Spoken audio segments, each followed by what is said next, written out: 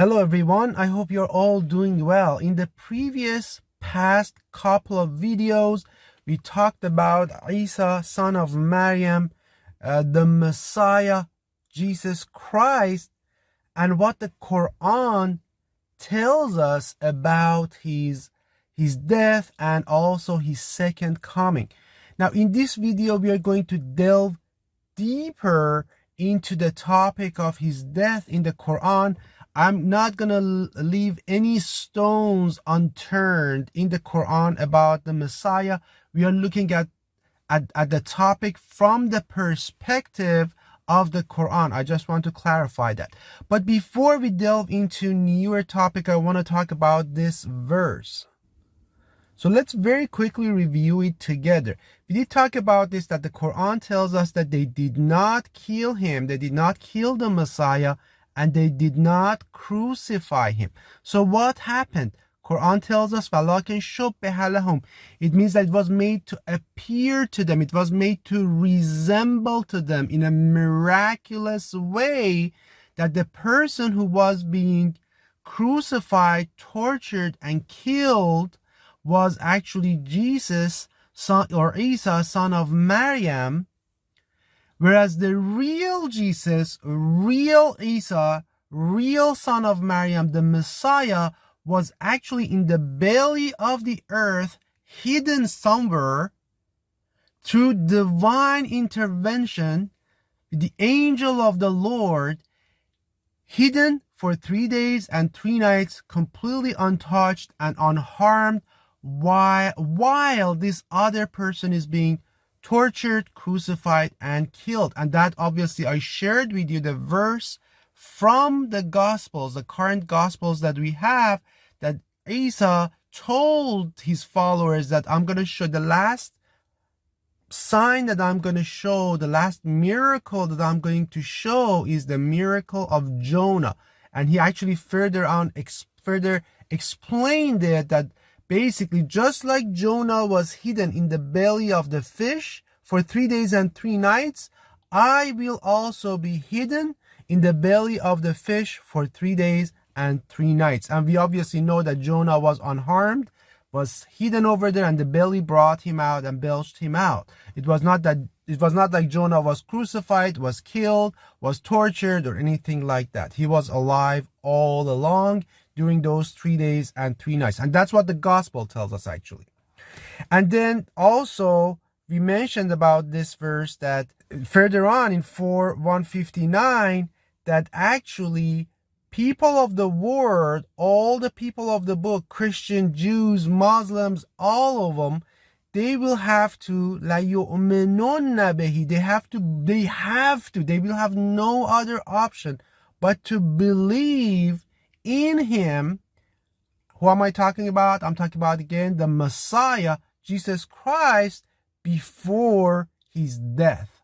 So it means that Jesus is not dead right now, and he will come back, and then he will live amongst us for however long, and then he will die on earth.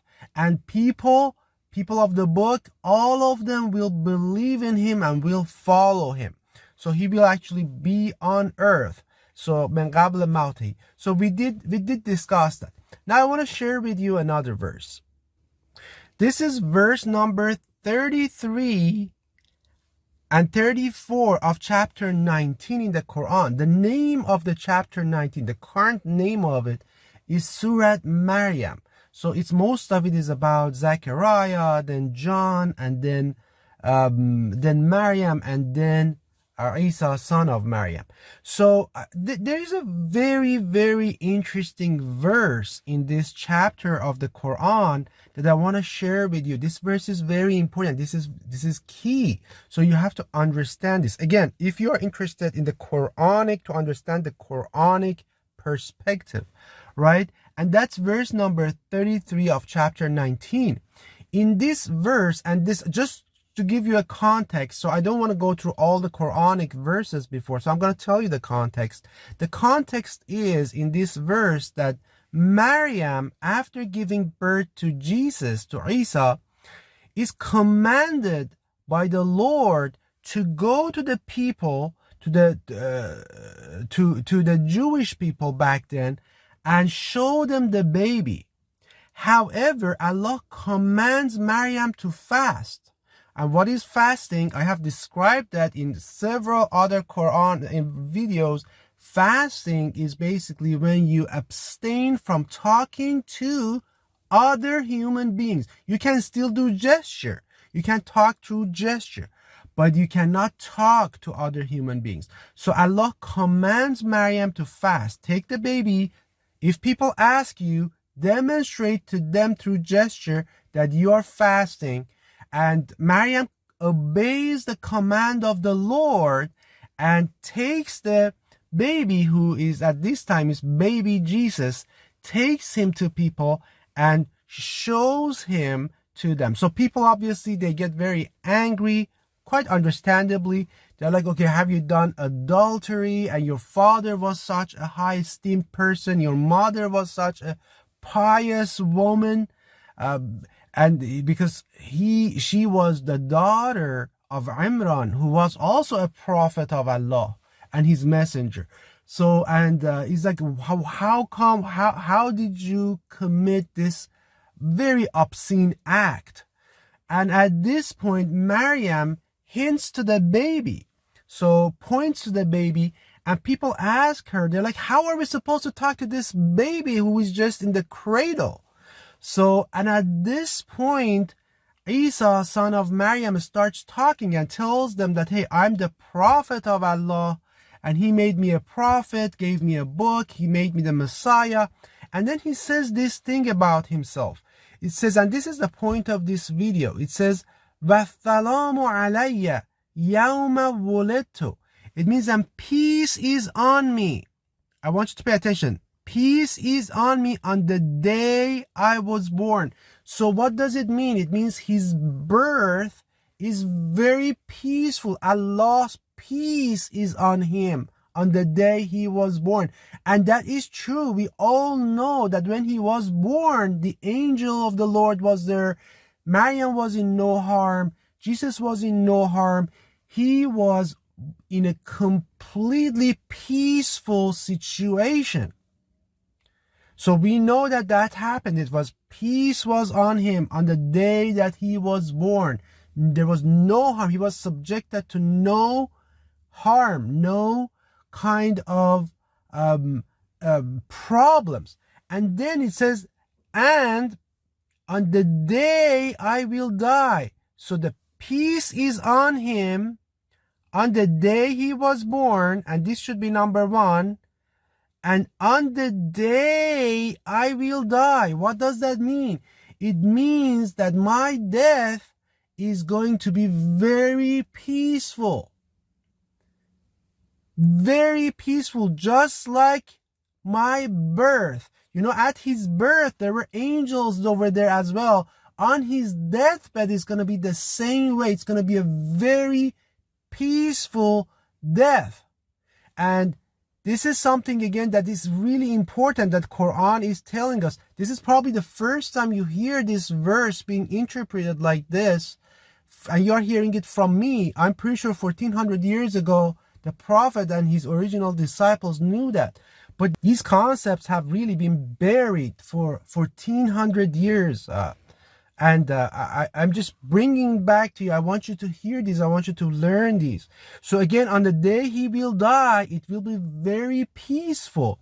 And then one more time, it says, and the day I am raised alive, I am resurrected. This is the third day. So the third time, that would be very peaceful situation for Isa, son of Maryam, Jesus Christ, the Messiah. It means he will be at no harm. Again, one more time, you see that the Quranic perspective, and I'm going to read the Arabic, وَالسَّلَامُ عَلَيَّ يَوْمَ وُلِدْتُ, the day I was born, وَيَوْمَ أَمُوتُ, the day I actually die. I want you to pay attention. It doesn't use the word atawaffa, yawma atawaffa.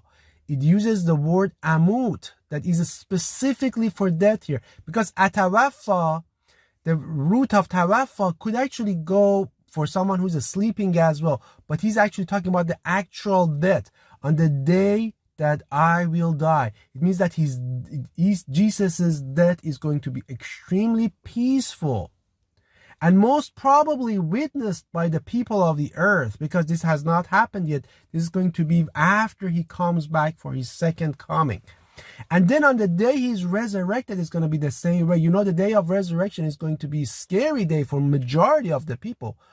But for Isa, son of Maryam, it's going to be an extremely peaceful on him.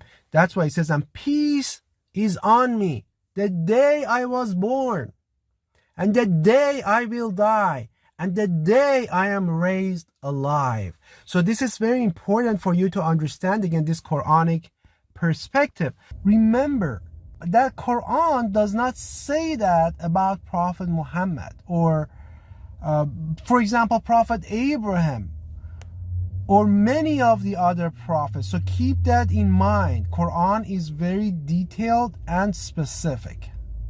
Now, the thing is, I want you to consider those who claim, the witnesses that claimed they saw Jesus Christ being tortured, crucified, and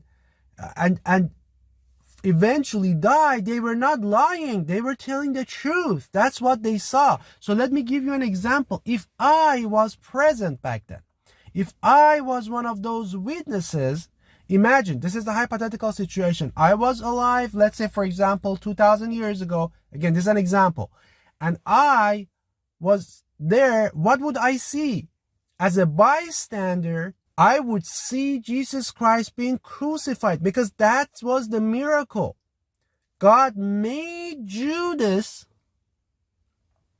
look like Isa. So if you were alive, if I was alive back then, we would see Isa, son of Maryam, being killed and crucified. That's what we saw with our own eyes. That's what we would testify. And that's what people saw. Everybody, that's what they saw. However, what happened was Isa was hidden in the belly of the earth for 3 days and 3 nights, and then he came out. He showed himself to the disciples. However, remember, Isa or Jesus was being persecuted. So they wanted to kill him. They were looking after him. That's why if you read the current Gospels, you see that he's constantly hiding in people's houses. He's traveling in secret because the Jewish rabbis, they wanted to capture him and kill him. He was basically a fugitive. That's what he was. He was a fugitive. Literally a fugitive. And that's why Judas had to go and betray him and reveal where he was hiding, because he was constantly in hiding, right? So that's why when Jesus reappears to the disciples, again, he's not appearing to all the people of Israel. He's not revealing himself to everyone. He's only showing himself to the disciples. Why? Because again, they would capture him and kill him, right? So he's a fugitive. So at this point, the Jews think that they have killed him, but he's appearing to the disciples. He's telling them, hey, I was alive. I told you I would show you. That would be my last sign, that my last miraculous act, that I would be hidden in the belly of the earth for 3 days and 3 nights, just like Jonah did. And Judas, who betrayed us, that betrayer, that traitor, that was God made him look like me, and that's what you saw. So the disciples, that's what they saw Jesus. But that was not majority of the people. You have to understand that. So majority of people, the first-hand witnesses, they saw him crucified, they saw him tortured, they saw him die on the cross. But after he came back, he revealed the truth to his disciples. Now, the disciples moved around and told people, but at this point, right there and then, you have two narratives. Right there and then, you have two narratives. One narrative that says, oh, I saw this with my own eyes, that he was crucified, he was killed. And you have another narrative by the disciples who actually saw Jesus after he came out of hiding, after he came out of the belly of the earth, saying that no, that was Judas. So right there and then you have two religious ideologies that were created, that they're completely different. Now, some people who saw him, some people say, yeah, no, we believe you. And they might have actually, some other people might have accidentally seen Isa. They're like, we believe you, but we saw him that he died. Consequently, we believe that he was resurrected. So that's where you get the idea of that he died and he was resurrected after death. And then the third narrative is the narrative of the Jews and the Romans, that we actually killed him. He died. There was no resurrection. Why? Because these people did not believe in Jesus. They never got to see him. They never even believed in the disciples in the first place. So they are like, we just killed him. The guy is dead. We killed him. The Messiah is dead. So you have right there and then, at that moment, a week after Jesus was crucified, Jesus was killed, you have three narratives. You have three ideologies forming.